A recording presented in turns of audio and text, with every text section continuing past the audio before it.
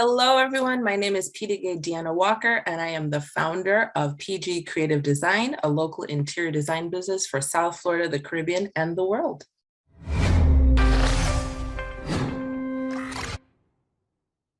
Hey, it's Kellen, and today on Diversified Game, I have a fellow member of the South Florida Black Chamber. She is just amazing. The spirit that you're gonna see, you're gonna say, Kellen, does she do music? No, but maybe maybe she does do music. Maybe we'll find it out that she has an album, a secret album. Maybe she'll let us know. Because if you Google her name, music will pop up. But Peta-Gaye is gonna give us the game. And Peta-Gaye, welcome to the show. How are you doing today? I'm doing awesome. How are you? I'm blessed by the best, and I cannot complain. Tell the people, because when you come in the room and there's not like another one of you in name, spirit, or what you do that I've seen in any of the chambers or organizations that I'm in here in South Florida. So give the game real quick on what you do professionally. Well, professionally, I have a master's in interior architecture. I love making things beautiful. And what that means is your environment. And so for years, I've been a practicing designer here in South Florida, from hospitality to municipal buildings. I've done everything except for healthcare, but that could be in the near future. There's such a difference between what architects and what I do and then decorators. It's not necessarily a hierarchy, but everyone has their lane. And I think mine is the most vital because it's the most humanistic portion of the whole development series. And I love when I can provide a client the space they need to be the best selves. And that's what I love to do. And that's what I'm all about. Now, the architecture, day to day, because a lot of people, as kids, they'll say, I want to be an architect or I want to be a designer. And then they go through school and they end up doing something that maybe they didn't know it existed, but it wasn't exactly what they wanted to do, but it's what's paying the bills now. And it can, it's like paying the real good bills, right? The big bills to have a house. So your day to day, what does that look like? Well, if I take back up 2 seconds, when you think of an architect has to basically relate buildings within the exterior environment, how it relates to other buildings and how it looks, how it goes with the flow of traffic. That's an architect. Decorators are people that accessorize a room. They just add the little nuances. For me, in our field of study, interior designer, interior architect, it's not just the technical side of it. You're dealing with people's emotional and psychological style, how they actually function, their thought processes within the space. So my day-to-day, when I'm meeting a new client, I'm really assessing what their needs are through what they're saying and what they're not saying. It's important for me to observe you, talk to you, see what your intentions are and what your desires are, because it's the interpretation that I excel in.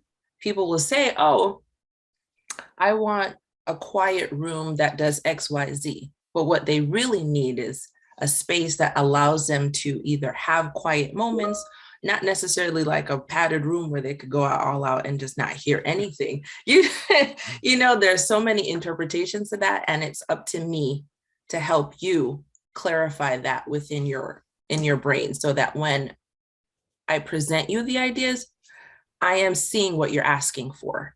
So when you talk and when other people talk, it's funny because I can see in my mind's eye what you're asking for. And then up to me, it's the fun part of showing you what that looks like and explaining it to you and to other people. And at the beginning of my career, that was frustrating because you could tell me, oh, I saw this blue and you're describing the ocean and how you want it to transfer on the walls. And I can literally in my brain see what you're asking me, but you're frustrated because you don't know how to get that out to look like what your brain is saying, but I can. And so for anybody young who's listening, because a lot of times people will say, well, I wanted to be an architect, but I wasn't good in math, or I could not draw. And I'm thinking, can't you be the P. Diddy of architecture, where you can visualize and give it to someone who can draw, and Yes. they can knock that out? So which one are you? Because I know you have drawing in your background and all that. So do you enjoy the drawing part as well? Yes, now I do draft and I do 3D design. So I can build through different programs in 3D. But one, no, math is not my favorite subject. It doesn't need to be your favorite subject. No, you don't have to be like a fan of structure. There's like rules and regulations in place. As long as you follow them, you could always come out with the best scenario. I do have an artistic background, but I am by no means the best freehand drawer in the world. And I don't, so yes, you can be the P. Diddy where you could visualize it and have someone else do the work, but knowing the basic foundational information is key. You might not be able to be the best at it, but at least having firsthand knowledge is the first step. And yeah, you get to taste and see, because if you right now go and do a speaking thing and inside of a juvenile facility, group home, jail, whatnot, it sounds so technical that folks can't even see it. But when they see you, they might see themselves. So that's why you don't have to have it all together, folks. No. So did you always know that you wanted to do this? Like as a kid, were you drawing and you just knew this is like a gift of mine? I didn't know that this career even existed until I got to high school. Before then, I had this, you can ask anyone. I would be creating things within the home. I would be just redesigning, things just fit to me like puzzle pieces. So I had the most fun moving things around, creating things within spaces, something that looked right, symmetry, all of that. When I got to high school, they're like, oh, you could learn interior design. I was like, what's that? And once I learned about what that was, it was fairly new. It was sort of like when psychology first came out, everyone thought, oh, it's just some crazy new career field, like it's not going to last. That's the way they looked at interior design. They didn't realize the value of what it was, but it was everything I wanted to do, everything. And I started my hope actually to start being an interior designer in high school. It didn't end up that way by the time I got to college, but that's how okay. Yeah. And were you supported, saying this is what I want to do? And when you, and were you supported, and at what time did you say, oh, I know how much they make? Because I find that even a lot of folks don't know what their career field makes until they've got that piece of paper and they're like, this is it. I know. Well, one, I was supported up until a point. So when I got to college, I had in my brain, I'm going to do this, this, and this to become an interior designer. And a family member was, let's just be honest, my mom was like, you'll never get paid. That doesn't even sound like an accredited degree. Be a lawyer, be a nurse, be a teacher, be anything but that. And I went into college with undecided. Now I knew what I wanted, but had someone change my mind. And it wasn't until I think it was a semester before I was supposed to start the nursing program. And I said, I don't want to do this. Nursing is not me. Like I have a compassionate side, yeah, but nah, it's not for me. And I took a semester off and I looked up every design program from UF to UCF. I said, I toured all of the schools. I said, I'm getting in. This is what I've always wanted to do, and I'm going to do it. And I found the program at FIU. Look what they needed. And I just put all my photography artwork, all my acrylic media paintings, all my poetry. I made my own portfolio and submitted it. Like just off cuff. I still have it somewhere in like my trunk. And they accepted me. They were like, yeah, come on in. It was a small program of only 20 students. And I was like, no one's going to support me, so I'm going to support myself. I love it. I love it. Yeah. Now, with the photography, I have to ask, you guys can see her face. but she could at any time step up and say, I want to be a IG model TikTok girl. So did anybody ever try to push you into like the modeling, since you're into photography and art, and say, oh, but you would make a good model and you should just be a model, and that sounds more like something that we've heard someone like you could win? They tried. My parents tried. They put me in the pageants, which I hated. Um, I tried to do, I was in modeling school every Saturday with the book on the head and learning how to turn and doing that. And I'm like, all right, this was nice. I'm over it. And then it wasn't fulfilling. It wasn't anything that I was the least bit interested in at all. At all.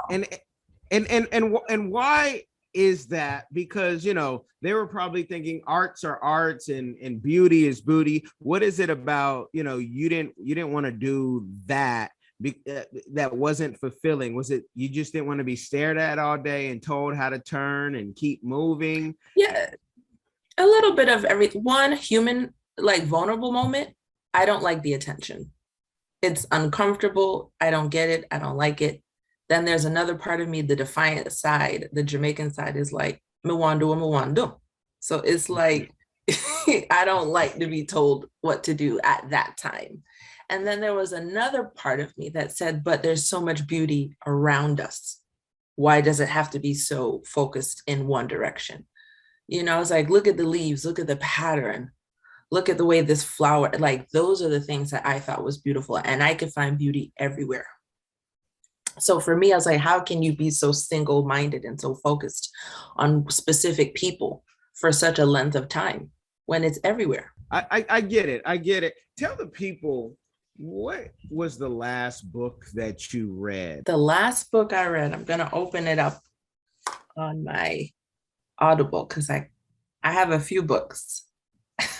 Okay. I know you're a reader, and I like to tell people, what Miles Monroe had taught all of us, and still can teach us online is, read a book a week and see how different your life can be. So the last book I read was Everybody Always by Bob Goff. Okay, you guys got a tip. Check the book out. I bet you can get it at your library. I bet you can find some free game at your local library. So you work for a company. Talk about, because a lot of times I have entrepreneurs on, but everyone doesn't want to deal with the task of running a business, which it totally makes sense. You almost have to be part-time crazy is what I say, because you have to running with it like a chicken with your head cut off. So tell me, why work for a firm instead of having your own business? Let that be a teachable moment for somebody out there who's like, I don't know, which one would I do? Have my own, or maybe work with someone more established and learn and be connected fast? The beginning of my career, my number one thing on all of my resume and when I interviewed was, I want to be in an environment where I'm learning and I'm taught. And I think it's essential through the process to work, knowing your personality, to work with a licensed or an accredited architect or within a firm, because you can learn a lot. You can learn a lot about negotiations, contract, client relationships, how different arenas work. So the same way that you would have a client relationship with a commercial client is not the same way you would move, say, with a municipal client, someone within politics, if you're working with the city, which is completely on the flip side of how you would work with a personal client or someone in healthcare. Learning from people who've already gone through the process, how to navigate and how to conduct yourself in each arena is valuable.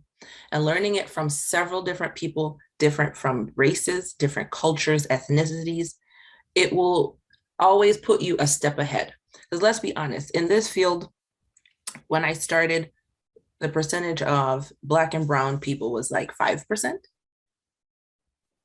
And this is an honest number, 5%. And even the ones that were in the business, we were like quiet, overlooked, you just didn't know they existed. So to this day, there was a point where if you saw another Black and brown person, it was like, like My peeps. You know, me and you must never part. But those days are over now, and we're learning to learn from our environments, grow from that, and utilize it to our benefit. So I say, yes, work for a firm, work for different firms, work for firms owned by different people from different cultures, because you can learn from their struggles, take from their strength, and apply it to what you need. And it has served me very well. I've worked with big firms, I've worked with small firms. Um, every firm has a different culture, and it's not always the most comfortable. For the most part, I was always one of two, or if not the only Black person in the firm. Don't let those things bother you. And I know this is an international platform, so it's not just geared towards that, but you have to be mindful of where the, excuse me, you have to be mindful of the career path that you're on and who's on it with you. And just and correct me if I'm wrong, but it's also male dominated as well, even though it's design, because many people say, "Oh, design, I can't be. I'm not one of them." And it's like, you just don't know how many of them are wealthy and they have wives and children and all that. They just, their gift is their gift. But yeah. So I love it. I love it. With somebody who wants to get into, this field, do they have to go to school? Because some people just are amazing, coming out of the womb, it seems. And do they have to go to school to be hired by, a firm? Okay, well, if you come out the womb with a great eye and artistic talents and skills, yes, and you would technically be called a decorator. I, being as an interior architect, there's an regular architect. It's if you go to school, you're going not only to educate yourself, but also to get your license, which allows you to practice. Canada, the Caribbean, and stuff like that. Having that for some people is important, that accreditation, because then it allows you to operate in higher arenas because you have that. If you are just that gifted person, technically in the state of Florida, you can only work on residential projects. You would not be licensed or governed to be able to work on commercial or anything like that, unless you're working with an architect or a licensed contractor or something like that. So you'd never be able to be on your own. And if you were, you stick to people who got their 4-bedroom mansion, mini mansions, and that's it. Now, of course, some people bypass, and of course, we always have the dark side of everything. But no, you have people that have no skill. A couple of designers in my field have no education in interior design, but just have that flair and have done an amazing job of building their brand and their business, but they pair themselves with someone who's licensed, because that gives some validity to what they're trying to accomplish, especially if you're trying to do a project. Okay, so school in this field has its benefits. It's not like leisure studies or something like that, where I pick on leisure studies. I'm sorry, you guys. My first degree is in political science. You guys can pick on mine. Everybody wanted to be a politician or wanted to work, in the field, and very few have. Now, with the success that you have, and when we talk about college, y'all, she just graduated not too long ago. But because you guys, those of you, the minority of you right now who watch, because most of you listen, she Black don't crack, so you wouldn't know how old somebody is or how young they are when they come on the show, because they're not on drugs, not on fentanyl, not smoking weed every day. I gotta throw that out there, because people just they say, how is she, so that's how she takes care of herself. But with all that you have done, and the best is yet to come, what's a community give back that you are doing or that you would like to do in the future? Right now, I'm in a supportive role for other architects and designers that are already doing stuff in the community, with educating young Black and Brown children, to letting them know that there are many other things in the world in terms of career, and specifically with design and creativity, engineering. So I'm in that supportive role currently. There's BAM is an organization in Miami where there are also Black architects and Black architects, but it's geared towards educating children in the inner city about what architecture is about and just really kind of opening up their mind to that world. And however I can be supportive to them and any other organization like that is where I am now. For the future, I have always just have a thing for single moms or moms who are really struggling with domestic violence and homelessness. And so for me, having the opportunity to design and build homes, and not just homes, but large community based, because you have group homes for the mentally disabled, you have group homes for children. There needs to be group homes and environments for moms where it's a home and not a facility that's a home. A place that is theirs, that feels and looks like that, that fosters healing and fosters love and fosters togetherness. Not to put down what we already have in existence, but it's something to be said. Like there was an article I read many years ago about when you feed the homeless, the value you give them when you give them fresh fruit and vegetables versus canned. And that process. So the same applies to people where you live and where you sleep. You give them a home or a place where they can feel as if they belong. It's very, very influential to their healing. And that is something I would really like to implement in the future, is to have those homes scattered throughout the whole United States where moms who are going through that healing process can be with their children and feel safe. Okay. You write the vision down, make it plain, watch how it, comes out. I love that. I love that. Now, have you considered or have you put out your own book? Because I've gone to, I can't remember what it was called in Palm Beach, but it was a home. All the decorators got together. I know what I paid. If that, and they give you a big booklet.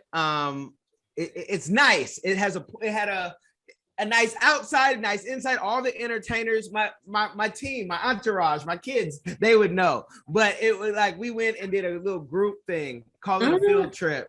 And I don't know what it was, but it was expensive, and it's not all the time. Stuff like that, making a book, because I still kept the book. I wanted to throw the book away so bad, but I said not for what we paid with, because we had other family. And I'm like, man, this thing is expensive just to go in a home and see design. You know, if it was for the Boys and Girls Club, you're talking about Kips Bay. That's it. That is it. Yeah, they have it once a year. They invite celebrity designers, and all the proceeds are supposed to go to the Boys and Girls Club. It's an amazing event. I don't always, get a chance to go, but when I do, it's awesome.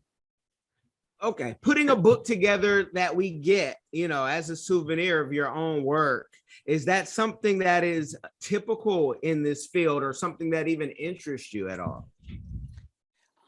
It sometimes is typical. It used to be many years ago where you would get a portfolio of someone's work.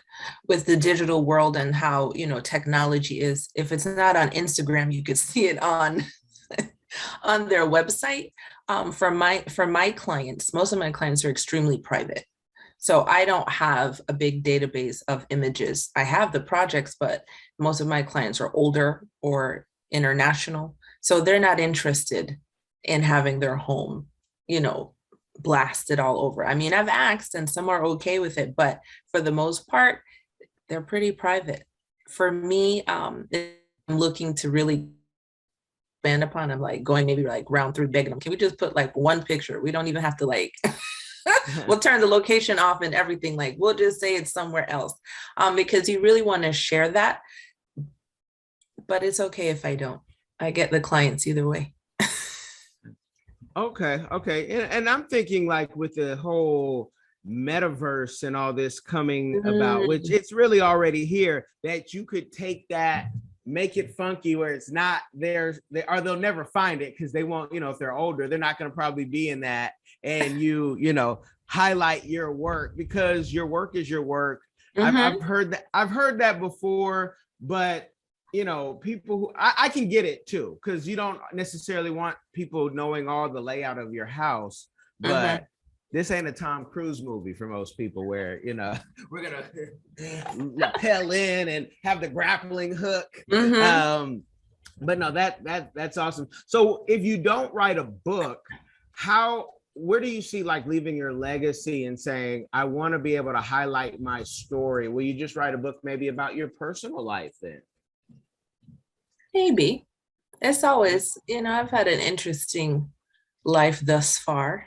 It hasn't ended, we've got a little bit more to go, but um, no, No, that I rebuke that. You got a lot more to go. a lot. In Okay, I agree. Jesus A Christ's lot more to Lord go. name. Yes, yes. You got a lot more to go. Life and death is in the power of the tongue. No, there's the flip side to what I do, where I see my legacy is my at-home design. So I do a lot of creating of my own interior design products and accessories. I have notebooks filled with things that I've sketched and things that I, want to build or I have built or put things together. So one day, so my legacy that I hope is that you'll be shopping, whether it be Macy's, Home Goods, or something, and you'll see my line. A lot of that started when I grew up in Jamaica, the craftsmanship with woodworking and beads and reusing natural materials in the environment always spoke to me. I thought that was the most gorgeous thing ever to see how you could put those things together. And I've seen a real return to that, not just Jamaica, but in the Caribbean and the world all over. Just praising and celebrating the craftsmanship and the creativity of people and how the use of their hands and what they make out of it. So with that, I've kind of created a couple of my own collections and hopefully they'll be launching in another 6 months. So that's where I see the start of my legacy. Awesome. Yeah. Awesome. Have you tapped in at all into taking your works and NFTs and all the stuff that everyone's a billionaire nowadays? If you ask them about it, oh, I got $1 billion Shiba, and it's like worth, $100 right now, especially. No, no, absolutely. I am so far removed sometimes from what's going on around me. People always say, Peta-Gaye, you live in your own world because I'm so focused on the creativity part. It's like I learned one time, an artist once said, I asked him, oh, how much is your work? He goes, ask my wife. I said, but you created it. And he said, an artist can never sell their own work. And I always remember that. And it's true because I find even when I create something, it's like it's such an attachment, an emotional attachment. Like I can, oh, you can have it, or you could do. My mom's like, no, no, no, no, no. You can't. That's work. There's monetary assessment that needs to be applied. So sometimes I ignore that part, the business part of it, which can be detrimental, and I focus on the creativity. So I leave that to my supporting team to help me with that side. I'm so happy that you said that Mm-hmm. because I deal with influencers and from medical doctors to whomever, plumbers, whoever, and I tell everybody the same thing. What that person is doing, you could do. Maybe it's not so Yeah. grandiose, especially in the beginning. We know it's not because they've been doing it 10 years. You're just starting, but you can't sell your own work or you can't be your own manager. I know some popular people who are their own manager, and they could be so much more if they had a Mm-hmm. team. Yeah. We just all as a Black community on the YouTube had an influencer who passed, who was doing it all himself. And so the legacy doesn't get to continue the way Mm-hmm. somebody who had a team, manager and agents and publicists and really pushing it. So we could have generational wealth for that family. But I love the conversation. I want you to tell people, since you're not doing all the online TikTok dances, Nope. you're not doing all of that, where can people connect with you if they want to hire you, if they want you to talk to their wives? I'm talking to you right now for sure. If they want you to talk to their wives, how can they contact you because they have a project or maybe two that they want you to work on? For the most part, My clients are through word of mouth. I have no problem giving out, my work email or anything like that. I usually have most huge referrals. When you are good at what you do and people trust you, that's all you need. Like that to me is the first key in business. Like you could do TikTok all day and have a website, but if your product is trash, it doesn't matter. Mhm. No one's gonna, yeah, it's a great website, but now it's trash. They're not gonna buy into it. But if they see what you're doing and they see the value you add to them. So for the most part, email me, call me on my cell. I'm always open for a conversation, even if it's just to help you clarify what you want. Because for me, it's a relationship. And it's just me sharing information and connecting you to someone who might be able to help you. It might not be me, and I'm okay with that. But just knowing that I'm a part of a bigger platform and I say, you know what, they're cool peeps, but either my agenda doesn't fit or, they might be better suited for this person. I might, in my field, people like, Peta-Gaye, you every client you get, you should take, or, every time you get a client, you should charge a consultation fee. I'm like, yeah, but sometimes it's not always I know that's bad business. I just heard someone say that's bad business, but it's relationship first because it is an intimate relationship. You are in someone's home. They are telling you how they function. You're in someone's business. They're telling you their dreams and their goals. It's not just a building. It's not just a home. It's not just a hotel. There's so much more that goes into that. And if that relationship isn't good and positive off jump, then it's not going to be a good final product. I mean, it can look beautiful, but there's more to it. I definitely get that, because to me, I mix business and pleasure because I have a pleasure doing business, and I do business only with people that I like. Because when you can say no, that's part of it. When you can say no, that's not me. I call it the Sam Rothstein effect in Casino. when they try to make him, the big man. You sure he's poolside? You sure me? I don't know. I'd have to do things my way. Okay, Ace. So you guys have been blessed with the game. I want you to give out the email because I don't want to give out an email that you don't want people to have, because anybody who sees this interview, especially from overseas, especially in one of the 54 countries in Africa, might say, wait, is she single? I have bride price. And I'm ready. What uncle do I need to talk to? You need to talk to Uncle Kellen. So yeah, so please, I will direct all those emails to you. And you can follow up. Oh, I got it. But yeah, give them the email. Yeah, anyone can email me at walker.pgd@gmail.com, and feel free to call me 561-664-9327. I'm up for a conversation about design, and if I can't help you, I'll find someone who can. You guys have been blessed by the game. Make sure if you do nothing else, you share this with somebody. It will change their life. Be blessed. Hi everyone. Have you ever been curious about visiting Africa? Which African country were you interested in? Kenya, Nigeria, Uganda, South Africa, Ethiopia? Which country are you interested in? My good friend, Kellen Cash Coleman, came up with a course called My First Trip to Africa that'll guide you through this process. It's only $20, and in this course you'll learn about passports, visas, vaccinations that you need before you go there, as well as a budget, how much the trip is going to cost. He also talks about what you should pack, what you should take with you, how you should travel on a budget. Did you know that $100 is worth 1,000 South African rand and over 10,000 Kenyan shillings? So imagine what you can do with $100 back home. I say back home because I'm from Sudan, I'm African, I already know how it's like. I know that, when you convert Canadian and American money, it goes a long way when you're traveling across Africa. So if you're curious, if Africa is a place that you've always wanted to go, always wanted to move there, Kellen Cash is the person to ask. Check out the course. There's a little preview you can listen to before you actually purchase it. If you're interested in this course, visit www.diversifiedgame.com. Don't miss out.